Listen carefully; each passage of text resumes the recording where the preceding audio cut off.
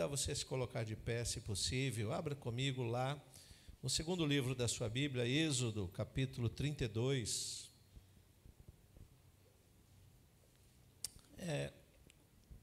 Essa mensagem que o Senhor colocou no meu coração neste dia, para compartilhar com os irmãos. Êxodo, capítulo 32, nós vamos ler a partir do primeiro versículo. Fazemos uma leitura rápida, dinâmica, e depois vamos discorrer um pouquinho. Êxodo 32, versículo 1, diz assim: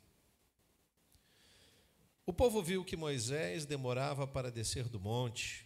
Então reuniu-se em volta de Arão e lhe disse: Levante-se, faça para nós deuses que vão adiante de nós. Pois quanto a este Moisés, o homem que nos tirou do Egito, não sabemos o que lhe aconteceu. Arão respondeu: Tirem as argolas de ouro das orelhas de suas mulheres, de seus filhos e de suas filhas e tragam para mim. Então todo o povo tirou das orelhas as argolas e as trouxe a Arão. Este, recebendo-as das mãos deles, trabalhou o ouro com buril e fez dele um bezerro de metal fundido. Então disseram: São estes, ó Israel, os seus deuses, que tiraram você da terra do Egito. Arão, vendo isso, edificou um altar diante do bezerro e fez a seguinte proclamação: Amanhã haverá festa ao Senhor. No dia seguinte, madrugaram, ofereceram holocaustos e trouxeram ofertas pacíficas. E o povo sentou-se para comer e beber e levantou-se para se divertir. Então o Senhor disse a Moisés: Vá, desça, porque o seu povo, o povo que você tirou do Egito, se corrompeu. E depressa se desviou do caminho que eu lhe havia ordenado. Fez para si um bezerro de metal fundido e adorou-lhe e ofereceu sacrifícios, dizendo: São estes, ó Israel, os seus deuses, que tiraram você da terra do Egito. O Senhor disse ainda a Moisés: Tenho visto este povo, e este que é povo teimoso. Agora, pois, deixe-me, para que se acenda contra eles o meu furor e eu os consuma. E de você farei uma grande nação. Feche seus olhos, curva a sua cabeça. Obrigado a Deus, desde já pela tua palavra lida, por esse momento em que estamos aqui louvando, te adorando. Agora te pedimos, fala conosco, que possamos sair daqui devidamente alimentados por ti. Em nome do teu Filho amado, Jesus Cristo, nós oramos e que todos digam amém. Você pode tomar o seu lugar. É um texto, eu creio que todos aqui conheçam, que fala de um momento de uma idolatria por conta, bem provável, do tempo que eles passaram numa terra idólatra. Aquilo impregna, aquilo entra no povo, e o povo está querendo ver o seu Deus. Moisés, de um modo diferente, ouve, sente a presença de Deus, conversa com Deus, mas aquele povo, pela demora de Moisés, decide fazer o bezerro. Essa é a história que você conhece. E aqui, o que me chama a atenção hoje é o fato de Deus dizer: Moisés, eu posso dar sequência ao povo através de você. Deus já havia feito isso através de Noé. Deus, irado, exterminou os seres humanos e da família de Noé, resgatou a criação. Deus poderia fazer tudo de novo, novamente, mais uma vez, quantas vezes Ele quisesse. E deu esta impressão para que Moisés se afastasse daquele lugar santo, descesse, visse o que estava acontecendo, que ele ia castigar os idólatras, os que se afastavam de Deus. Mas o que me chama a atenção é o momento em que, de alguma forma, Moisés vai apresentar a Deus a sua oração.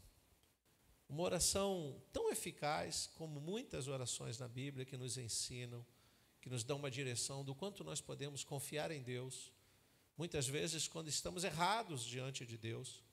Mas o que nós devemos realmente fazer no momento da adversidade, do sufoco, no momento de não ter uma direção ou como agir numa situação de risco. Muitas vezes recorremos às pessoas, aos livros, ao dinheiro, ao conhecimento, ou a nossa própria intelectualidade, e não encontramos respostas. Mas Deus nos mostra, através da sua palavra, que muitas respostas Ele tem. E aí nós precisamos entender um pouquinho. Eu não sei quantas vezes você já teve essa sensação de falar com Deus e parece que Deus não te ouviu, ou Deus não te atendeu, ou Deus deu uma resposta que não te agradou. A gente, às vezes, entra nesses conflitos numa relação que a gente tem com Deus, uma relação, às vezes, dificultosa. Eu acho que a relação mais perfeita era o primeiro homem, Adão, e Deus. Por quê? Porque ele não tinha preocupação nenhuma. Adão não tinha cartão de crédito, não tinha conta de luz, não tinha aluguel para pagar, não tinha filhos para reclamar o tênis novo. A esposa, não, fala da esposa não. Não dá para pensar numa relação com Deus perfeita depois do pecado, irmãos. Tudo fica muito truncado. Então a igreja, sem dúvida, pode passar essa dificuldade de falar com Deus, saber que Deus está ouvindo, isso é natural. Mas quando a gente lê esse texto, e aqui Moisés e outros líderes, mostram que eles desfrutavam de uma intimidade com Deus, e aí eu preciso falar um pouquinho sobre essa ideia de intimidade. É algo que me incomoda já há algum tempo. Talvez eu gosto tanto de escrever que talvez eu escreva um livro só sobre intimidade. Tem muito assunto para falar, mas hoje eu quero destacar um pouquinho a diferença, e isso tem ficado muito confuso nos últimos dias por conta de uma atualização, de uma modernidade que tenta fazer com que a intimidade seja muito parecida com a liberdade. E aí Deus colocou algo no meu coração que a gente pode definir de uma forma muito simples, não é uma definição acadêmica, filosófica, nada disso. Mas a gente pode definir o seguinte: a liberdade, ela se expressa publicamente. Já a intimidade se expressa no reservado. Se eu tenho um pai que é juiz, no momento em que eu vou ao juizado, ou vou me encontrar com ele no trabalho, mesmo sendo ele meu pai, eu preciso tomar alguns cuidados de não chegar num ambiente sério, num ambiente cerimonial e dizer: e aí, coroa? Porque quem não me conhece, ou conhece ele e não vê a relação pai e filho, vai achar que eu estou faltando respeito. Alguns podem até tentar copiar a minha postura. Isso é a liberdade. A liberdade se revela publicamente. Já a intimidade, e aí a gente entende por que Jesus diz: olha, ao invés de vocês ficarem como os hipócritas, com mãos levantadas, falando alto, não que ele recrimine a oração em voz alta, pelo contrário. A gente sabe que os escribas e fariseus gostavam de fazer orações em praça pública para que os homens vissem, não Deus. E Jesus, sabe, naquela visão maravilhosa, ele diz: não, faz o seguinte, não imita esses aí não. Vai para o teu quarto, fecha a tua porta, e teu pai que te vê em oculto te responderá. Isso é intimidade. Por isso que muitos confundem intimidade e liberdade no diálogo com Deus. Eu fico preocupado com algumas expressões que se usa para Deus nas canções, ou mesmo os pregadores se dirigindo a Deus sem a falta de respeito que é devida ao Criador. Queridos, nós não estamos falando do amigo Deus. Ele nos chama de amigo. Mas para eu chamá-lo de amigo, eu tenho que estar numa intimidade, ou seja, num lugar reservado. E aí, às vezes, eu sou meio crítico e digo: olha, eu não gosto muito de chamar Deus de você, na verdade, eu abomino. Porque se eu aprendi a chamar minha mãe de senhora e meu pai de senhor, por que Deus eu vou chamar de você? Porque você tem intimidade, mas a intimidade é reservada. Entende por que em alguns momentos a gente vê uma igreja pobre do conhecimento que faz da intimidade algo público? Intimidade é para o reservado. Um homem, ao se deitar com uma mulher, está vivendo o seu momento reservado. Isso é intimidade. Ele pode fazer isso publicamente, ele vai abusar da liberdade. Por isso que alguns vão dizer que há pessoas que não sabem lidar com a liberdade. Por isso cria-se tantas regras. Liberdade é público. Intimidade é algo reservado. E a gente precisa entender isso, e eu vou entrar já no contexto aqui da mensagem. Era importante eu fazer essa pequena introdução, porque o segredo de uma vida equilibrada, o crente equilibrado, o crente que a gente fala de construir a casa sobre a rocha, aí vem chuva, vem vento, tempestade, e ele está firme. Isso mostra um homem que tem uma intimidade com Deus, ou seja, as pessoas podem estar olhando para ele, achando que ele está arrasado, que ele está com problema, mas quando ele entra no reservado com Deus, ele tem intimidade com o Pai. E ele conversa com Deus, e Deus sustenta ele. E quando ele sai daquele lugar reservado, publicamente todos veem que ele é um homem que tem intimidade com Deus. Ela é uma mulher que tem intimidade com Deus. Então é muito importante a gente entender isso, porque nós precisamos viver uma vida equilibrada. E a chave, irmãos, verdade, olha, a nossa vida é como uma balança, sabe? A gente é pesado o tempo todo. A Bíblia diz que nós vamos responder por aquilo que fazemos no corpo, quer seja bom ou mal, comportamento, testemunho, uma vida pública. As pessoas estão expondo a sua intimidade publicamente, estão confundindo com liberdade. Daí pensarmos numa liberdade que vira libertinagem. O perigo, é um perigo, irmãos. O que verdadeiramente aquele povo fez com Arão? Convenceu ou Arão se deixou convencer? Não sei exatamente o que dizer, mas eles chegaram a uma conclusão que eles tinham o direito de fazer um bezerro, e fizeram. Deus não mandou um raio e matou aquele povo de imediato. Eles estavam, ao invés de buscar a intimidade que Moisés buscou com Deus, no reservado, conversar com Deus, Senhor, o que devemos fazer? Arão, vamos orar, Arão, vamos subir um monte também, Arão, vamos conversar com Deus, será que Deus vai responder? Isso é buscar intimidade. Eles abusaram da liberdade, fizeram um bezerro, adoraram, isso deixou o coração de Deus irado. E aí a gente pensa que há uma chave que faz com que Deus abençoe, responda, ajude, cuide, trate. E essa chave é a intimidade com Deus, que verdadeiramente vem através de uma vida de oração. O crente que não ora, não adianta ele achar que tem poder. Ele pode ter poder contra a barata. Tem homem que tem medo de barata, você sabia disso? Não, né? Não, tem não. Só eu que inventei essas coisas. E se for voadora, pior ainda. Não, ele tem força, mas talvez ele não tenha o controle do medo. Por que eu estou exatamente lembrando disso? Porque a oração é a chave para a gente ter o poder sobre o nosso medo diante das circunstâncias. Não estou dizendo que é para você orar para depois matar a barata, tá bom, irmãos? Não estou falando isso. Só citei para descontrair um pouquinho. Mas, verdadeiramente, uma vida que tem embates precisa de ser uma vida equilibrada na oração, pautada na intimidade, não na liberdade que eu tenho com Deus. Isso é muito sério.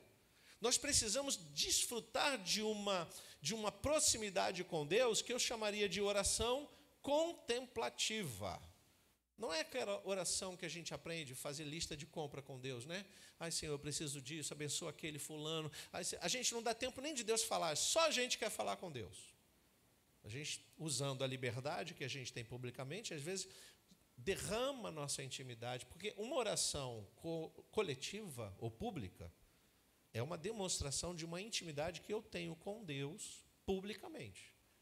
Então, mais um motivo de eu tomar algum cuidado para que eu não exponha a minha intimidade. Certa vez me perguntaram isso numa palestra sobre louvor e adoração.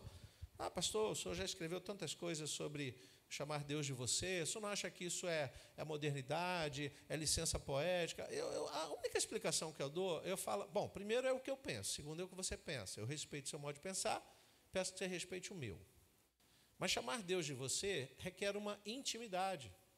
E intimidade não é para ser exposto publicamente.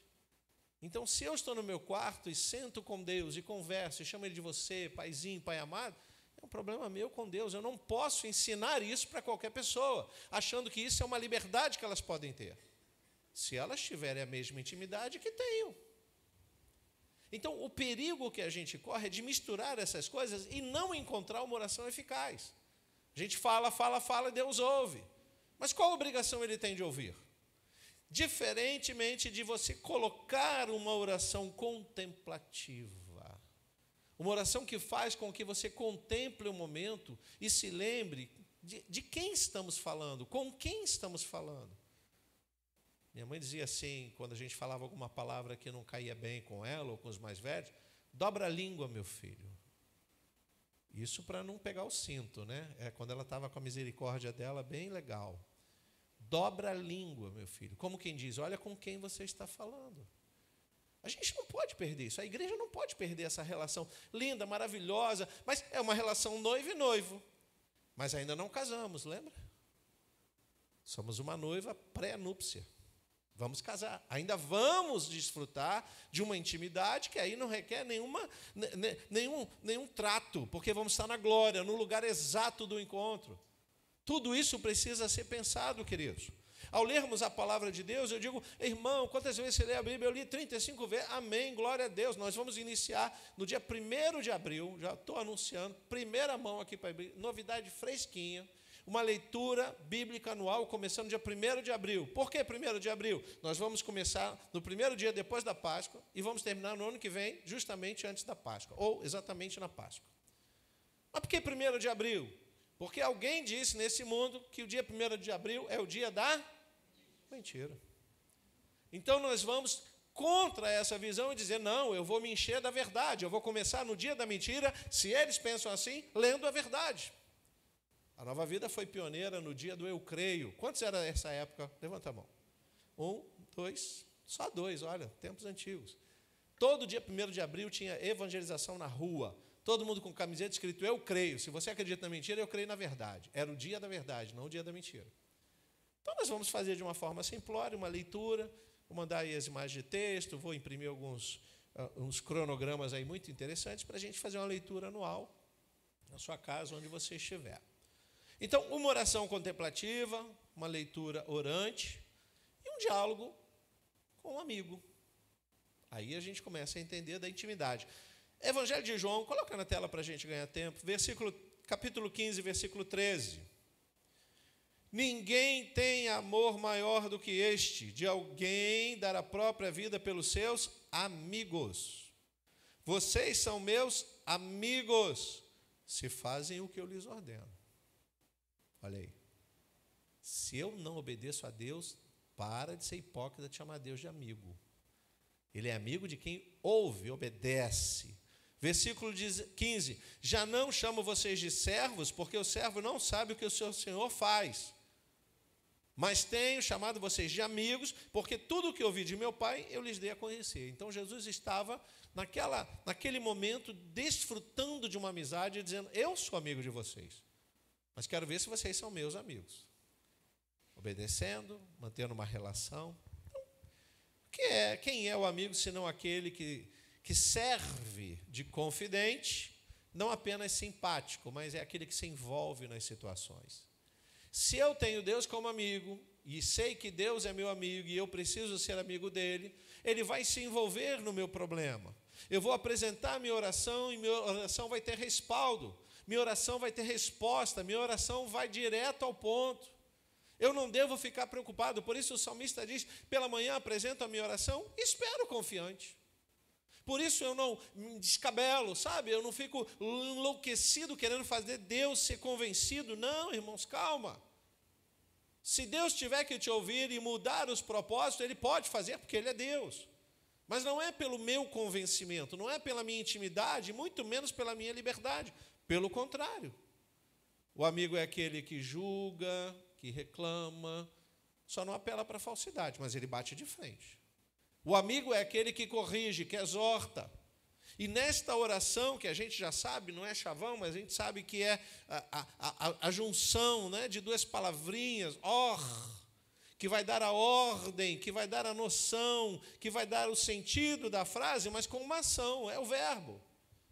Oração é conversar com Deus, mas é conversar.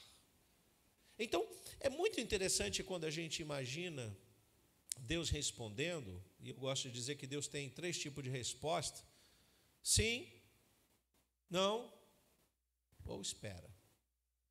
Deus não diz talvez, Deus não diz sei lá, Deus não diz não estou afim, Deus nem diz faz por merecer. Ele nos ensina a sermos merecedores. Fala para o seu irmão, Deus é aquele que vê por dentro e por fora. Ele vê tudo. Então, antes que a gente diga, ele já sabe o que a gente vai dizer. Se a gente não usar de sinceridade, não é? Você já aprendeu? Sincero, sem cera. Sem algo maquiado, fantasiado. Não, é transparente. Queridos, o texto que a gente leu, a gente podia falar outras coisas, ele vai nos ajudando a entender melhor essa relação com Moisés, porque a missão que Deus dá a Moisés não é uma missão fácil. Pelo contrário, Êxodo, capítulo 3, aí você pode acompanhar na sua Bíblia, eu vou abrir na minha aqui também. Êxodo capítulo 3, eu vou ler alguns versículos salteados aqui, para a gente ganhar tempo. Êxodo 3, versículo 3. Então disse consigo mesmo: vou até lá para ver essa grande maravilha. Por que a sarça não se queima? Aquele encontro, né? Versículo 4. Quando o Senhor viu que ele se aproximava para ver, Deus, do meio da sarça, o chamou e disse: Moisés, Moisés. Ele respondeu. O que ele respondeu? Eis-me aqui. Então ele identifica aquilo que seria para ele algo ainda misterioso, mas ele identifica como a santidade, a divindade, o ser sobrenatural na cabeça de Moisés. Não, tem algo sobrenatural acontecendo, eu vou lá ver. Ele se aproxima, mas vê como ele é um homem sincero. Versículo 11, pula aí, versículo 11. Então, depois que Deus explicou a missão de tirar o povo do Egito, versículo 11, Moisés perguntou a Deus: quem sou eu para ir a Faraó e tirar do Egito os filhos de Israel? Quem sou eu? Homem sincero. Versículo 13. Versículo 13, Moisés disse para Deus: eis que quando eu for falar com os filhos de Israel e lhes disser, o Deus de seus pais me enviou a vocês, eles vão perguntar, qual é o nome dele? E então, o que lhes direi? Moisés está sendo transparente, irmãos. A intimidade está aqui, ó. Ele está considerando uma relação próxima com Deus, o ser divino, e está conversando como se fosse um amigo. Mas peraí, eu vou lá no Egito e vou dizer que o Deus Criador, como assim? Porque lá ele já tem muitos deuses. Aí eu vou anunciar quem? Qual Deus? Deus de quem? Deus do Moisés? E aí Deus responde, ensina ele, exatamente, você conhece isso. Mas ele está colocando um coração humilde. Oração eficaz tem que ter humildade, irmãos. Tem que ter sinceridade e humildade. Não sei fazer, não consigo, estou com problemas. Isso é a verdade. Capítulo 4 aí de Êxodo, versículo 1. De novo, olha aí. Moisés respondeu: mas eis que eles não vão acreditar em mim, nem ouvirão o que eu vou dizer, pois dirão: o Senhor não apareceu a você. Eu vou chegar lá, vou falar o seu nome, vou dizer que o Deus de Israel vai resgatar, mas e aí? Eles não vão acreditar. Versículo 10. De novo, então Moisés disse ao Senhor: ai, Senhor, eu nunca fui eloquente. Olha, eu não tenho capacidade, nem no passado, nem depois que falaste a teu servo, pois sou pesado de boca e pesado de língua. O que é isso? Reconhecer que é falho, é limitado. Não dá para a gente dizer: não, Senhor, deixa comigo, manda aí, manda que eu mato no peito. Não, irmão, não. No jogo da vida, nós somos pior do que os gandulas. A gente tem que pegar a bola que não existe. A gente tem que pegar a bola que jogam para nós sem ela existir. É tudo virtual, não, espiritual. Temos que estar atentos. Versículo 13, vou continuar aí mesmo. Versículo 13. Porém, Moisés respondeu: ai, Senhor, envia alguém ou outro que quiseres enviar, menos a mim. Deus enviou outro? Não. Porque mesmo sendo ele próximo de Deus, Deus não é obrigado a atender a oração dele. Deus faz o que agrada a ele. Ele é Deus. A ele toda a honra, toda a glória e todo o louvor. Nascemos para ele, por meio dele, e para todas as coisas são dele. Então não adianta a gente achar que a gente convence Deus. Há uma intenção que nós devemos perceber quando nós oramos e colocamos, não é a palavra insistente a melhor palavra, mas uma oração compromissada com o objetivo. É quando você ora numa campanha, quando você repete a oração no outro dia, porque você está dando para Deus a prioridade da oração. Mas não briga com Deus não, hein? Se você aprendeu assim, desaprende. Não brigue com Deus. Já vi coisas assim, irmãos, meu Deus do céu. Aí Moisés fica pensando, dizendo: mas Senhor, tu me escolheste, eu estou cheio de dificuldade, eu vou voltar para o Egito e já matei uma pessoa. Deus já sabia que ele tinha feito besteira lá, né? Mas eu vou voltar, eu sou pesado de língua. Aí a gente começa a achar desculpas. Você já deu desculpa para Deus? Não dá não, irmão. Não dá não. Se ele te chamou, ele sabe. Para de dar desculpa para Deus, hein? Para de dar desculpa para Deus. Senhor, eu acho que não é o momento. Ele acaba com o tempo. Quando ele acaba com o tempo, não tem mais momento. Deus é o mesmo de ontem, hoje, será eternamente, passado, presente e futuro. Ele fica, não, mas quem sabe no futuro? Isso, você não sabe se vai ter futuro? Se é para fazer agora. Se ele te chamou, é para fazer agora. Se ele te chama, é para você se posicionar agora. Se ele quer corrigir, é para corrigir agora. Se você está ouvindo essa palavra e acha que Deus está falando com você, então é para agora, não é para depois. Que talvez você tenha parado de orar, desistido, não sei, irmãos. Cuidado, viu? E ele sabia que era um povo, sim, difícil. A evidência do bezerro de ouro é depois que ele já está fora do Egito. Mas até chegar lá, muita coisa aconteceu. Muita descrença, povo rebelde. Vamos voltar para o capítulo 32. Antes que isso acontecesse, a gente vai ver a intimidade de Moisés com Deus. Capítulo 32, versículo 9. O Senhor disse ainda a Moisés: tenho visto esse povo e eis que é povo teimoso. Foi Deus que estava falando isso, porque Moisés não tinha noção do que eles estavam fazendo. Meu Deus.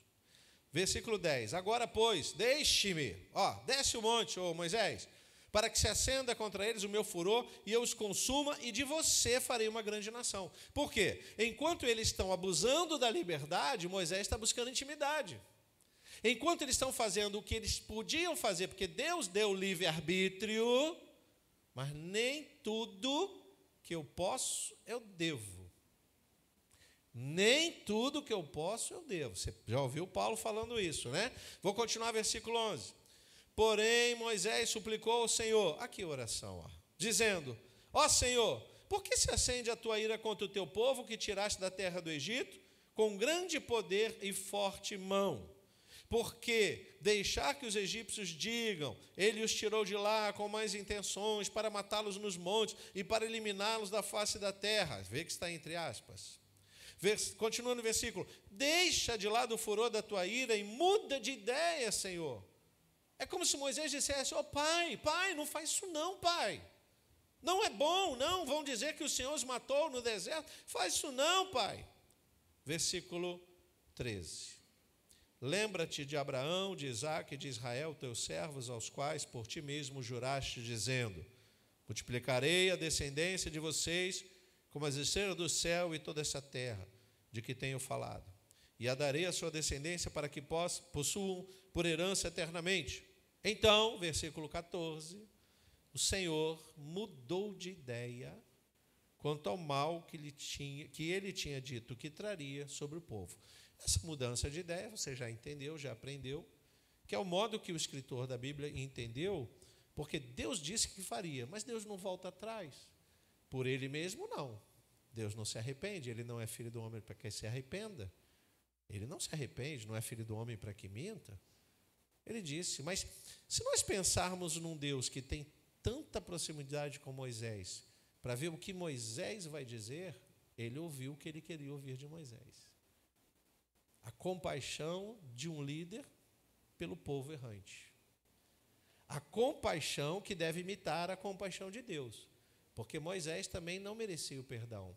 Mas o que estava sobre ele? A graça, lá no Antigo Testamento. Que não dava para entender ainda sobre graça.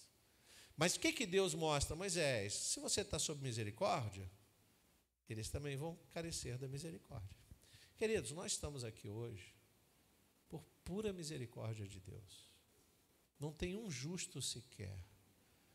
Se não fossem as misericórdias do Senhor, não estaríamos aqui. Então, antes que a gente pense que somos melhores do que alguém, mais santos que alguém, vamos pensar: Senhor, pobre que nós somos, mas a Tua graça nos dá a riqueza que nós precisamos, Pai. Nós não merecíamos mesmo estar aqui.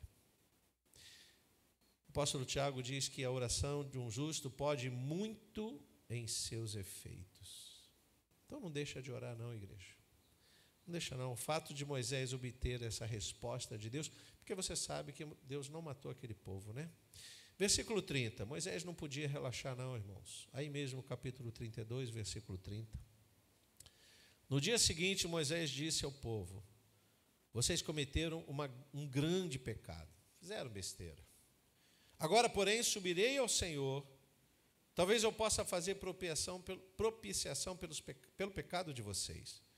Moisés voltou ao Senhor e disse: o povo cometeu grande pecado, fazendo para si deuses de ouro. Agora, pois, perdoa-lhe o pecado. Ou, se não, olha como se coloca na brecha. Isso aqui é sério, viu? Se você quer fazer uma oração e entender que Deus vai te responder, isso aqui é muito sério, irmãos. Peço-te que me risque do livro que escreveste. Então o Senhor disse a Moisés: riscarei do meu livro todo aquele que pecar contra mim. Você não pecou. O que você pecou, você se arrependeu, está cumprindo o meu chamado, está em obediência. Agora eles estão em pecado. Versículo 34. Vá, pois, agora e conduz o povo para o lugar do qual falei a você. Eis que o meu anjo irá diante de você. Porém, no dia da minha visitação, eu os castigarei pelo pecado que cometeram. Não vou exterminar, não vou recomeçar com Moisés, mas eu vou castigá-los, viu? Assim o Senhor feriu o povo, porque fizeram o bezerro, aquele que Arão tinha feito. Aí a gente entende a história, como eles são castigados. Não daria para Moisés fazer o que Jesus fez. Achei que era bateria. Não daria, irmãos. Não. O amigo que se entregou por nós, já se entregou. Nós entendemos isso no tempo da graça. Mas o que Moisés pede é: eu me coloco na brecha por ele. Eu não sei se você teria coragem, se você ama tanto alguém e você intercede para que aquele alguém seja curado, você teria coragem de fazer uma oração do tipo: Senhor, tira a doença dele e coloca em mim? Você teria essa coragem? Talvez até por um filho, pelo esposo, pela esposa, pelo pai, pela mãe, nós teríamos essa coragem.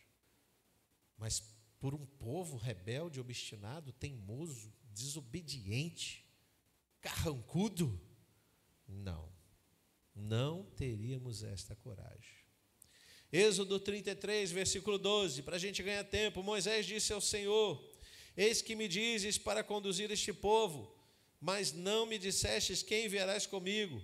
Disseste: eu conheço você pelo nome, você alcançou favor diante de mim. Agora, olha que coisa interessante. Se alcancei favor diante de ti, peço que me faça saber nesse momento o teu caminho, para que eu te conheça e obtenha favor diante de ti. Ele quer saber o que Deus vai fazer antes de Deus fazer. Isso é um pedido de amigo, mas está na intimidade, não está na liberdade. Peço que me faça saber nesse momento o teu caminho, para que eu te conheça e obtenha favor diante de ti. E lembre-te que esta nação é o teu povo. Deus respondeu: a minha presença irá com você, e eu lhe darei descanso. Então Moisés disse: se a tua presença não for comigo, não nos faça sair deste lugar. O que desfruta de uma intimidade com Deus nunca quer sair da presença de Deus. Diga glória a Deus. Ele não quer fazer as coisas por conta dele, pelo contrário, ele sabe que carece da presença do Senhor, ele sabe que se não for o Senhor, ele não dá mais nenhum passo à frente, e por isso ele mantém essa proximidade. Daí a intimidade ser tão importante, queridos. Daí a gente lembrar o que falamos logo no início: a liberdade se expressa publicamente, mas esse é o tipo de oração que na intimidade eu posso fazer com Deus, e Deus pode me corrigir na mesma intimidade. Deus pode me atender. Escute o que eu estou dizendo. Você pode orar na igreja, mas se você fecha o seu coração, queridos, tem oração que a gente não precisa nem falar com Deus. A gente está tão triste, está tão quebrantado, que a gente abaixa a cabeça e já disse tudo para Deus. Às vezes a gente quer decorar palavras bonitas: amantíssimo Deus, eterno Pai. E Deus está olhando: para que isso? Eu já te chamei de amigo, rapaz. Precisa dessa. Você convida um amigo com formalidade na sua casa? Agora, por favor, vai entrar no recinto o meu grande amigo, Mister. Não, você diz: e aí, entra aí, fica à vontade. Na intimidade é assim. Não abuse da liberdade, porque ele é seu amigo. Ele pode não ser amigo de todos os seus amigos. A diferença da intimidade e da liberdade é muito séria. Êxodo 33, versículo 18, para a gente ir concluindo. Vou ler mais 2 textos apenas. Êxodo 33, versículo 18. Então Moisés disse: peço que me mostres a tua glória. O Senhor respondeu: farei passar toda a minha bondade, basta bondade, tá? Diante de você, e lhe proclamarei o nome do Senhor. Terei misericórdia de quem eu tiver misericórdia, e me compadecerei de quem eu me compadecer. E acrescentou: você não poderá ver a minha face. Do tipo, você esqueceu que você ainda é pecador? Você não morreu ainda. Esse negócio de ver Deus está sendo tão vulgar nos últimos dias.